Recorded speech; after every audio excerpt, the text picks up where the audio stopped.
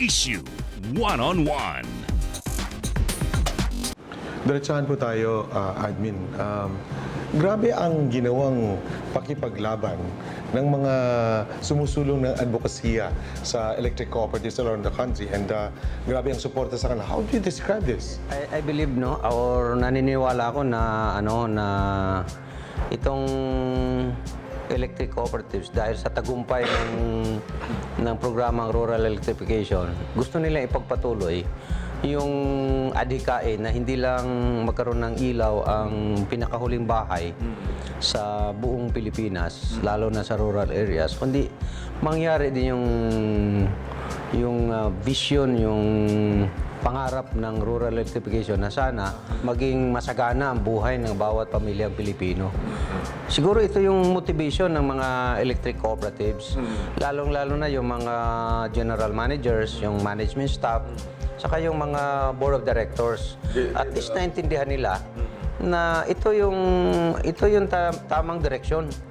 So they would want to pursue rural electrification. They would want to ensure that electric cooperatives will continue to exist because they want sustainable rural Did development. the leadership of NEA design of what's happening right now? Yeah, I believe so because when I joined the National Electrification Administration in November of 2016, 1 month after, I organized a strategic planning conference inviting the leaders of the electric cooperatives as well as the management of NEA. We were able to craft a vision na from infrastructure focused. Yung dati kasi ang vision is total electrification on an area coverage basis by 2020. Kaya ang tanong ko sa participants ng strategic planning conference, by 2020 tapos na yung NEA. So bakit kailangan uupo ang representative ng PhilReca, APEC, Recoboda at ako pa dayon? Tutuloy ko lang konti, no? From that infrastructure-focused vision of NEA then. Ngayon, ang vision is about rural development through rural electrification. Kaya nga, ang bagong vision ng NEA ngayon is a responsive and dynamic NEA that is a vanguard of sustainable rural development in partnership with globally competitive electric cooperatives and empowered member consumer owners. So, siguro ito yung gusto nating maintindihan ng malalim dahil ito rin ang dahilan kung bakit gustong ma-institutionalize ng mga electric cooperatives kasama na ang kanilang tinatawag na political participation at gusto nilang magkaroon ng boses sa Kongreso na ma-ensure ng electric cooperatives magtuloy-tuloy bilang franchise holder sa mga existing prangkisa kung saan nandoon ang programang rural electrification. So how do you welcome the victory of PhilReca, Recoboda, APEC, and ako pa dayon party list that supports your advocacy? Iba kasi yung agenda ni NEA. Are you happy with the victory? Well, I look forward, no, that they will be there To be your partner? to be a partner. Kasi nga, sabi, di ba, dynamic and responsive NEA, to be a vanguard of sustainable rural development. Pero baka kulang. Kailangan may partner. And you say this is a resounding success.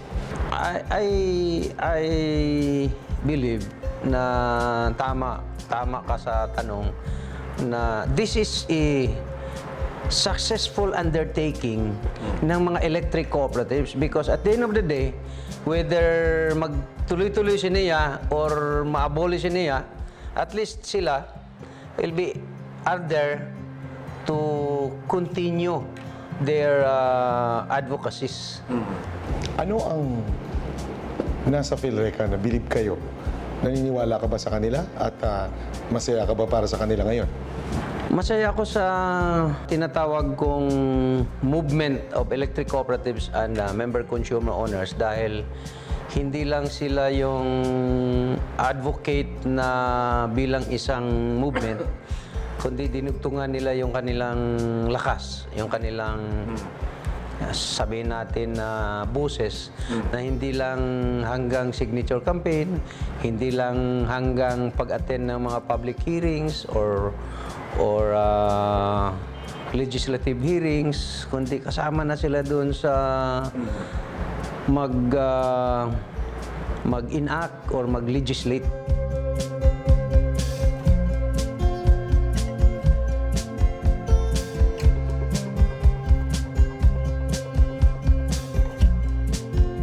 Pereka, we have 121 strong electric cooperatives. Okay. Ako ang pinakaama nila. Okay. So how kapag- do you feel as a father? How do you feel when somebody just berated your cooperative? Siyempre, I'm hurt. I'm worried sa mga anak ko. Kasi bakit sila out of 121 sila napili. Okay. And some of the 17 electric co-ops that been submitted for revocation, double A sila. Ang Pelco 3, ang Kasureco 3, ang ganda ng kanilang performance. Is that unfair? Unfair para sa lahat. And some of the electric co-ops are under AR and Or M. maybe that was just a challenge from the DOE? Actually, if you read between the lines, para sa akin, nakikita ko, they tried to carve out some of the electric co-op, kagaya ng Palanan. out? Palawan, as you know, Palawan. Care about bakit, sir? Kasi yung Palawan, meron silang tinatawag ni El Nido. Okay. So, mamimili lang sila. They're gonna pick and choose which one the private or the oligarch will get their own franchise. Who's doing that? The DOE? Private, siguro, with the help, siguro. So yan na ba ang pinangangambahan ngayon, sir? Baka Yes. kung ano nangyari dun sa Palawan, mangyayari din sa ibang mga Yes. cooperative. Kasi once one of the electric co-ops will be privatized, domino effect na yan eh. Sunod-sunod na yan. Nasubukan na nila. So magiging domino effect. Baka at the end of the day, wala nang matirang electric cooperative. Ano ang impact niyan, sir, sa inyong mga kooperatiba pag ipa-privatize? Unang-una, Eh, di ba private na naman yan? oh yes, yun nga. Actually, private kami but is electric cooperatives na owned by member consumers. Okay. Ang difference sa mga privatize, isa lang may-ari lang, mga oligarch na natin. Yan. Ang unang tatamaan dyan, mga empleyado. Okay. Alam mo naman ang mga private, puro sila outsourcing. Okay. Yan ang kaya sinasabi ko sa mga empleyado natin na pagbutihin natin You ang trabaho you natin. really think that there is really a move para ma-privatize ang maraming Oh, cooperative? yeah. How did you know that? Kasi, Anong mga napapansin mong mga galaw sa kasi if you remember General Dumor, Pedro Dumor said, so about 30 years ago, Okay. nung ang rural electrification hindi pa ganun kaganda, ay sinabi na niya na dating araw, pag napaganda nyo na ang mga electrification sa mga probinsya, kukunin na kayo ng mga private. Kasi remember, 50 years ago, sino gusto pumunta sa Isabela? I remember when I was growing up here in Isabela, wala kuryente dito nun. As in walang kuryente. Ngayon, nakita mo naman, 24/7 ang kuryente namin, ang ganda ng patakbo ng kuryente namin dito. At kung tutusin, city pa kami. So mga private, yun ang gusto nila. They won't go after mga bulbundukin. They go after sa mga bayan-bayan. So ngayon, kumbaga, rip na kami to be privatized. So are you suspecting na ito yung direksyon na tinatahak ng mga nasa loob para sa kanilang interes? Yes, kasi alam mo naman ang power generation dito, nandito ang pera. Okay. Electricity sa electric, nandito ang pera. So are you suspecting, sir, may naglalabi talaga? Yes. Take for instance yung PECO, is a private, the Panay Electric Cooperative. Nag-expire ang kanilang franchise, but they're good. AAA din sila, private yan ha. Binigay sa ibang private entities. So ibig sabihin, sir, kung may naglalabi, Yes. may perang involved dyan, lobby funds. sinabi mo siguro. Yeah, maybe. It's really very possible. I remember electric co-ops, wala naman kaming pera. We're non-stock non-profit. Correct. Kami, we live paycheck to paycheck dito. So paano na ngayon? Anong gagawin nyo? So that's why yung movement namin, nagkakaisa lahat ng electric co-ops na The 121 strong electric cooperatives na sabi ko, united we stand, Susugod kayo sa malaki. divided we Actually, gusto namin dialogue with them, especially sa DOE, sa ERC. Kasi remember, sa ERC lang yung capex namin, ang tagal-tagal, 5 years, hindi pa na-approve. Wow. Pero yung mga ibang private dyan, sandali lang, approve na kagad. Ginawa ng sekretary natin sa Department of Energy, yung 17 electric cooperatives na nirecommend ng Department of Energy doon sa Speaker of the House that ipakancel po ng mabuti. And you are saying somebody must have been lobbying for that. I cannot speak in behalf of the Secretary. But you are speculating that there is Yes, a yan po powerful yung iniisip person. ng electric cooperatives ngayon na itong mga electric cooperatives na 17 po na nirecommend for the cancellation of the franchise. Especially Palawan nandun eh. Palawan is talagang maganda sa tourism yan. Oo, maganda sa negosyo yan. Yung Davao del Norte Electric Cooperative, yung Samal Island. And these are big potential of big businesses. Malaking kita dyan, Cesar. Na-privatize yan. Sa kabila ng mga ganyan ng mga hakbang para i-privatize ang electric cooperatives, kayo ay maninindigan na gagawin nyo ang lahat na hindi ito maisakatuparan. Alam mo, Cesar, the only way na hindi ma-privatize yung electric cooperative. What? Gawin nating efficient yung service. Tulad ng ginagawa ng Dasurek. Gawin natin efficient, mababa po yung presyo ng kuryente, wala masyadong brownout.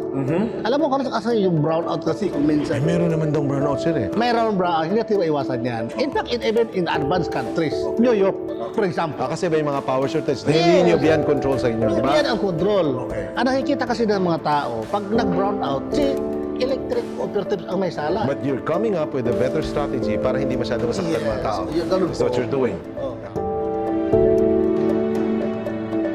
Privatization kasi po hindi naman po lahat sinasabi po nila na poor service daw po ang mga cooperatives. Hindi po totoo yun. Papapatunay po namin dito sa amin sa Central Luzon, lahat po ng kooperatiba namin dito ay magaling. Lahat po ay AAA, lahat ay nagpe-perform, lahat po maganda ang serbisyo. Meron lamang pong ilan na kooperatiba na sinasabi po nilang ailing. So, nadadamay po yung magagaling na kooperatiba.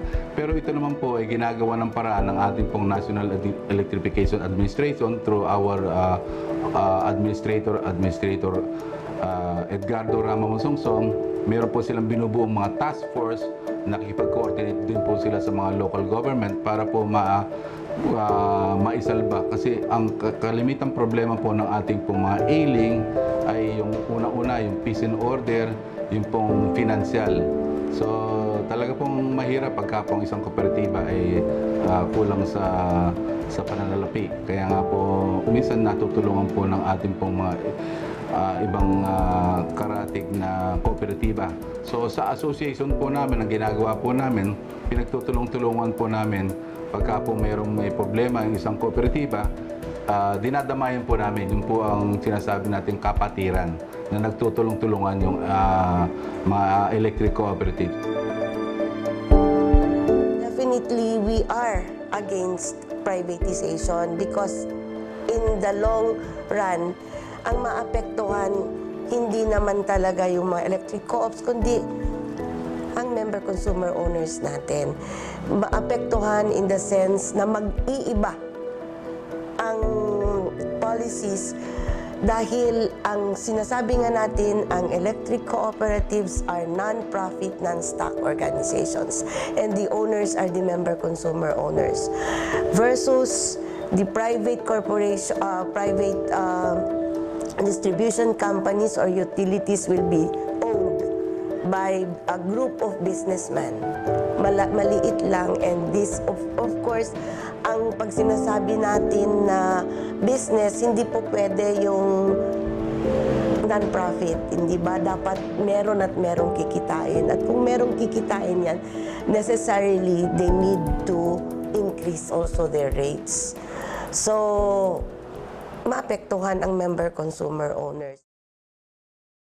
So this thing about APEC, Recoboda and Akopadayon that sa tingin nyo ay magiging kaagapay sila sa pagtataguyod ng programa ng NEA? Magiging partner sila ng NEA, pero dapat sigurong emphasize natin na una sa lahat, nandun sila sa Kongreso para tulungan nila yung kanilang movement, yung Electric Cooperative Member Consumer Owner Movement. Kung meron kang gustong gawin nila, pag-upo nila, para mas makatulong sa NEA, ano yun? 3. Unang-una, gusto kong tulungan nila ang NEA. Gumawa ng mga batas? Gusto kong ang NEA ay magbago ang kanyang karakter from being an administrator of a program called Rural Electrification to be an authority supervising distribution utilities, particularly electric cooperatives.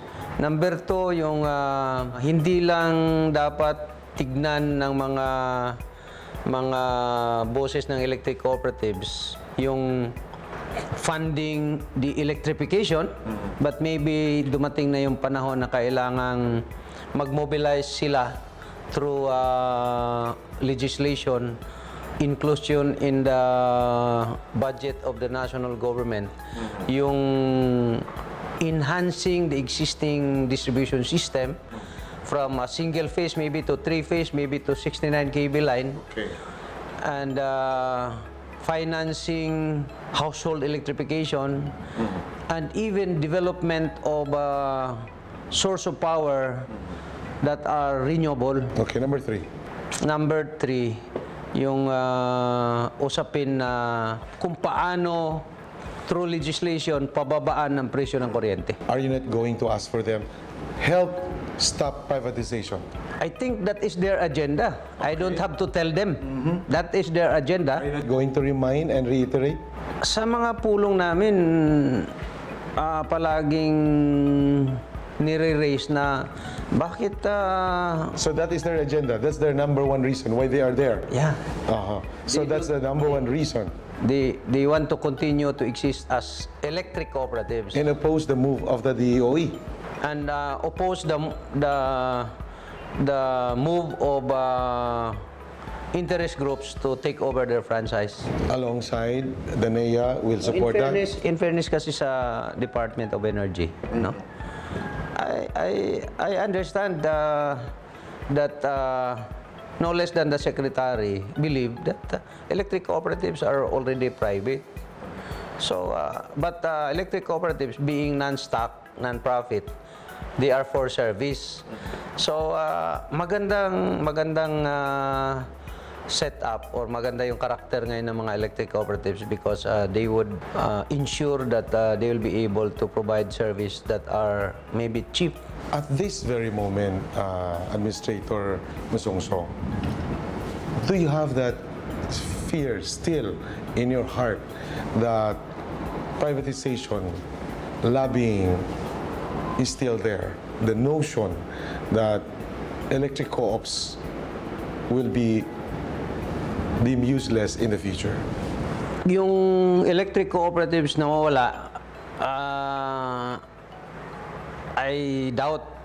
Pero ang isang kinakatakutan ng mga electric cooperatives na they verbalized during our meetings with them, yung possibility of taking over not the franchise of the electric cooperatives, but a portion of their franchise. Kinatatakutan nila. Kinatatakutan mo din? Well, of course, being the NEA administrator, I would really want na intact yung prangkisa ng electric cooperatives. So kinatatakutan nyo rin, sir?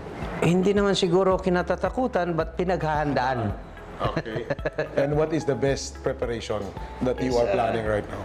pinaghanda ng mga electric cooperatives na maging magaling sila. Yung expectation ng taong bayan, yung expectation ng electric consumers who are their member consumer owners is they will be able to provide reliable power, efficient service, at kung pwede, cheap electricity rate. Okay, you're saying makakatulong sila, tinagandaan lalo. You see, nagkaroon ng lindol sa Metro Manila and other parts of the country. Masyadong nakita namin yung strong bond, pagtutulungan sa panahon ng kalamidad at mga ganitong trahedya. What can you tell us? During the earthquake, what were the activities and good examples that your electric cooperatives have done? Yeah. Kasi may mga power outages at the time. The task force kapatiran ng mga electric cooperatives had been there for quite some time. So it is now institutionalized. Okay. Dati, mimuhan pa sila ng NEA para pumunta. Ngayon, sila na mismo naghanda kung kailan darating yung kalamidad. Of course, hindi natin alam kung earthquake ang pag-usapan. Pero pag sinabi Pero natin... yung nangyaring earthquake, medyo naghanda sila at biglang hindi naman nagkaroon na matagal bumalik ang kuryente. Ang masasabi ko doon, una, pagka merong damages, handang-handa ang mga electric cooperatives na katabi or karatig ng apektadong electric cooperative. Handa tumulong. Pangalawa, ang mga electric cooperatives kasi ngayon, yung kanilang distribution system ay very reliable. Yung kahit may kalamidad, matitibay na yung state of the art, competitive na sila sa private. Kasi mayroong mechanism ang gobyerno, ang NEA, ang Department of Energy, at ang Kongreso through the batas, through the IPIRA law, na they will be able to fund or they will be able to access finances para ayusin yung kanilang distribution system. So, hindi na ngayon basta-basta kahit pa ang experience nga, magnitude 6 ng lindol, matibay yung mga linya ng ating mga electric cooperatives. Okay, so sinusulong nyo na total rural electrification program ng pamahalaan Duterte sa lahat ng mga kabayanan sa ating bansa. Masyadong distinct yung mga mini hybrid power plants para sa sitio. Tell us more about this. Kasi parang ito yung nakikita namin nakakatulong talaga sa inyong programa. Yeah, sa ngayon, maraming nagre-rely yung ating mga electric cooperatives sa power supply ng mga malalaking power plants, coal, malalaking hydro, ngayon. Pero on the other hand, in times of isolation, kasi naranasan ng mga electric cooperatives na mawalan ng kuryente dahil pag natumba yung mga transmission lines, they are isolated. So, nakita na ngayon ng mga electric cooperatives yung kahalagahan na mag-install ng embedded generation.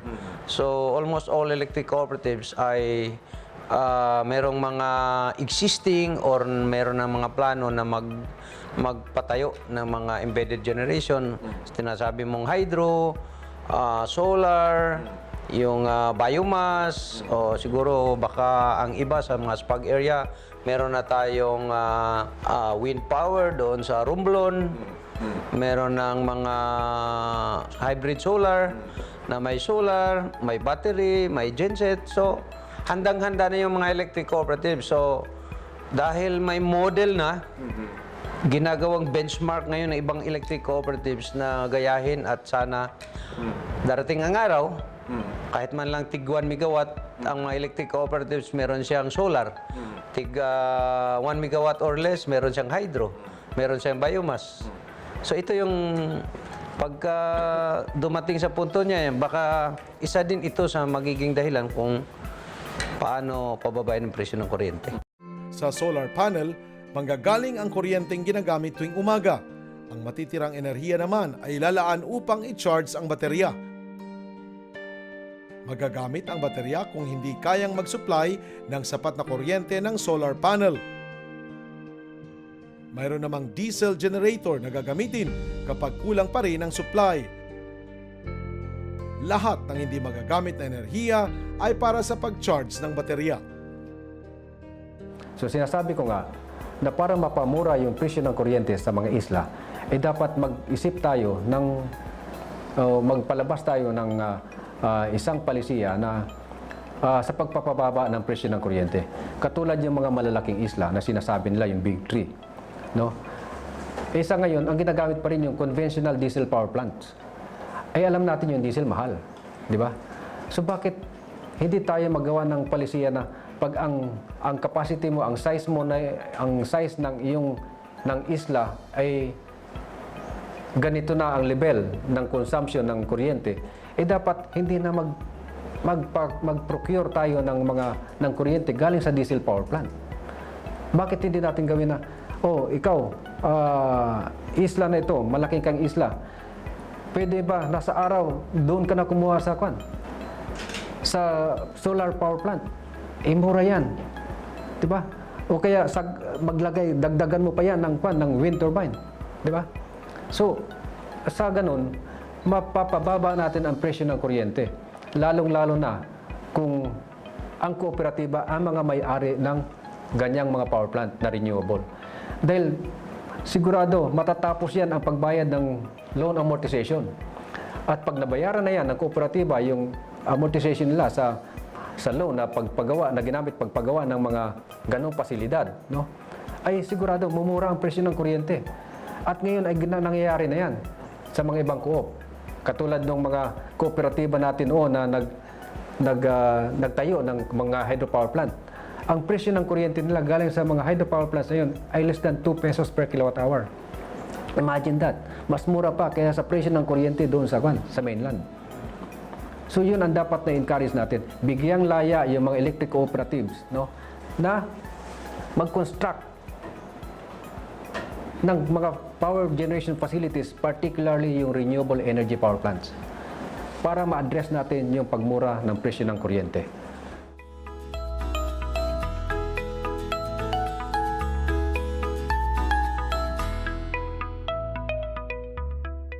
Hindi naman ho, Meron pa bang pag-asa?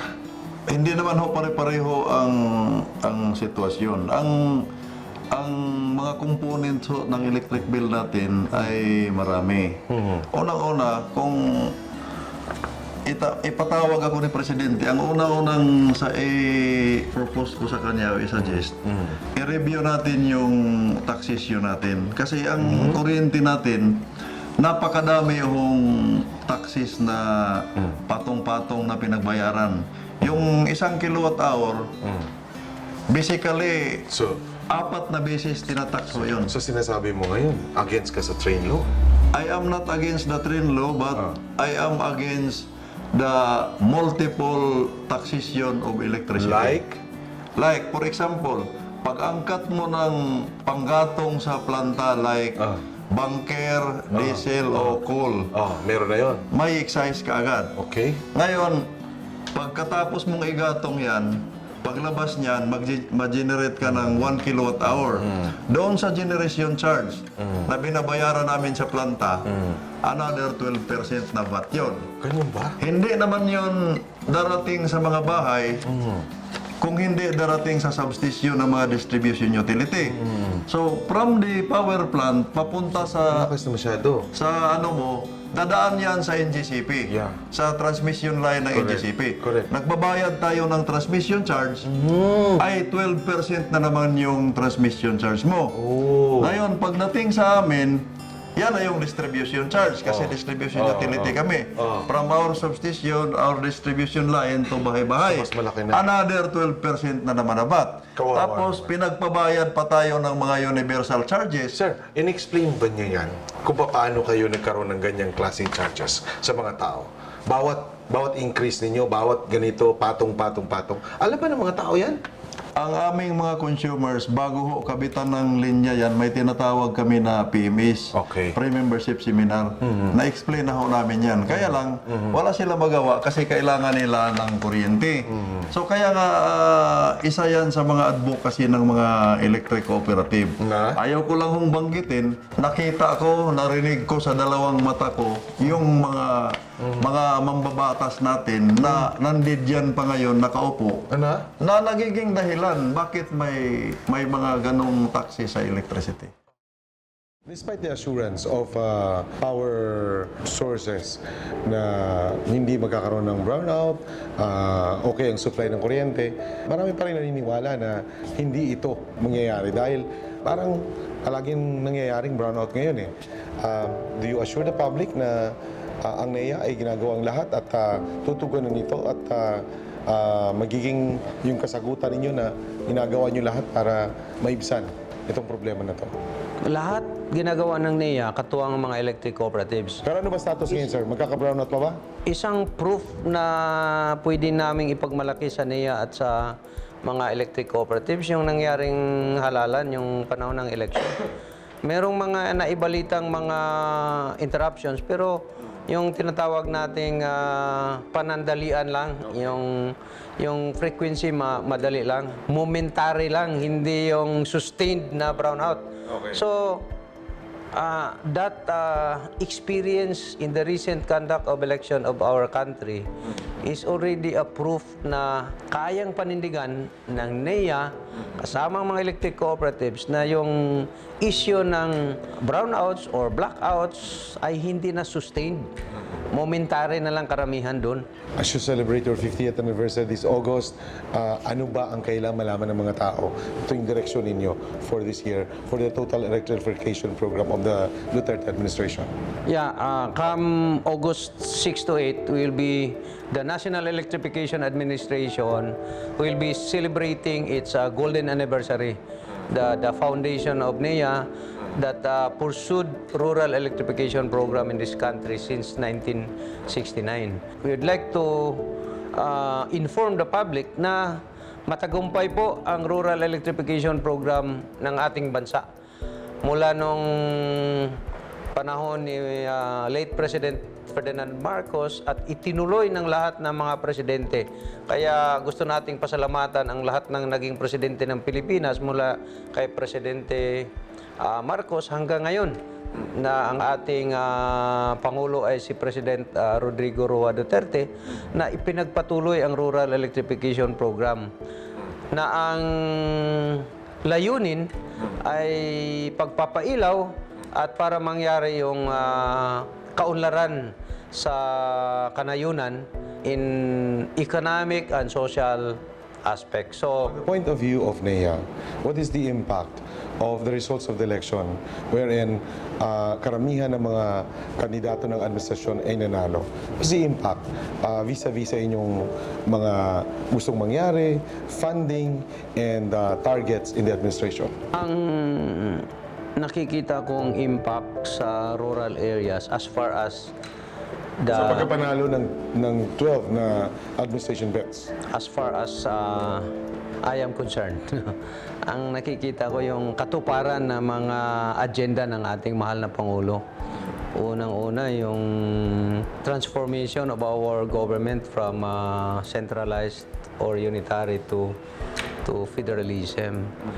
I am really looking forward kasi kasama nga yun sa 7-point electrification agenda ng NEA na ang mga kanayunan, ang mga electric cooperatives should prepare para sa federalismo sa pamamagitan ng pag-aaral dahil magbabago, baka magbago yung magiging setup ng mga electric cooperatives, pati na yung programang rural electrification, pati na yung programang rural development. Nanalo po ang PhilReca, APEC, ako Palayon, at saka Recoboda. Your words to those Ang who mga won. magiging kinatawan ng mga electric consumers, lalong-lalo na mga electric cooperatives, ang pagkaalam ko, ang pagkaintindi ko sa pag-ikot ko sa buong Pilipinas during the campaign period, inaasahan ng mga member consumer owners na aasikasuhin ng kanilang magiging kinatawan, ng kanilang magiging busis. Umiikot ka, sir? Nangampanya ka for them? Hindi ako nangampanya. Actually, I was invited in several annual general membership assembly ng mga electric cooperatives. So, I was... No endorsements? No endorsements. I was just simply talking about the... Why could you not endorse? Of course, for obvious reason, nasa gobyerno tayo, hindi tayo pwedeng mangampanya. But yung pag-ikot ko is just normal. I have been doing that since 2016 hanggang ngayon. Pag may imbitasyon ng gathering ng mga electric cooperatives, pinopromote natin palagi yung 7-point electrification agenda ng national electrification kasama ang NEA, which includes among others how to realize total electrification. At among others, how to realize rural development. Pag kumustahin ka ni Presidente ngayon, NEA Admin Masongsong, what is the best report that you can give? The best that I can report to the President is that we are almost done insofar as electrification of the countryside is concerned. Number 2, the National Electrification Administration, in partnership with the electric cooperatives, were able to bring down the poverty incidence in the rural areas. At number 3, we can boast of rural industries, rural enterprises that are present in the rural areas now. And because of this, masasabi ko na because of rural electrification program, the National Electrification Administration and the electric cooperatives were able to contribute in the nation building. Administrator Masongsong, maraming salamat po, PTV4. Sa usaping privatization o pagsasapribado ng mga electric cooperative, ang ISELCO to management at directors ay tutol po dyan. Sapagkat ito po'y hindi makatarungan. At ito'y talagang apektuhan ho yung aming empleyado, yung aming mga, lalong-lalo na yung mga member consumer owners na siyang tunay na may-ari ng aming electric cooperative. Sa pagpapapribado ng electric cooperative, ito po yung mga gawaing mapagsamantala. Dahil ang mga oligarch, papasukin yung isang nananahimik na electric cooperative na siyang may-ari ng prangkisa sa isang lugar. So marami hong batas na masasagasaan dyan. Kailangan maingat sila at kami naman sa ISELCO 2 ay hindi namin papayagan yan. Tututulan namin yan gaya ng pagtutol ng iba't ibang electric cooperatives sa buong bansa at sama-sama ho kaming papalag at hindi papayag kapag may ganyang usapin. Ano po yung mga ginawa niyong protesta laban po rito? Unang-una ho, napag-usapan doon sa aming federasyon, sa aming asosasyon ng mga electric cooperatives na magsagawa ng Black Friday protest. So, nag-umpisa yan nung Valentine's Day, lahat ng mga electric cooperative nagluksa. Hindi nag-celebrate ng Valentine's Day, bagkos nagsuot kami ng mga itim para ipakita sa buong mundo na wag nilang basta-basta apakan ang mga electric cooperatives na pagmamay-ari ng mga member consumer owners. So lahat ng empleyado nagsusuot ng itim tuwing Friday para ipakita at hanggang sa makarating sa kinauukulan na kaming mga electric cooperative ay hindi papayag sa pagpapapribado sa aming pag-aari ng electric cooperative. Yan kasing privatization, nag-umpisa yan doon sa pagpapasa ng isang bill na naglalayong bigyan ang isang kumpanya ng universal franchise to the prejudice or damage and injustice to other electric cooperatives. May sariling prangkisa. Umpisa lang yan, ipapakita lang nila na kunwari merong isang private company na pupunta doon sa malapit sa co-op at sasabihin mas mura, mas magandang serbisyo, yung pala in the guise of privatization.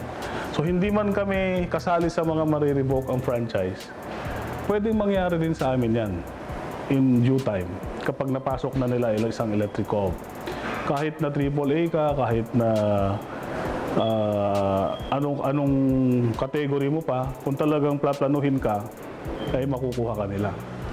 Ngayon, anong dapat gawin?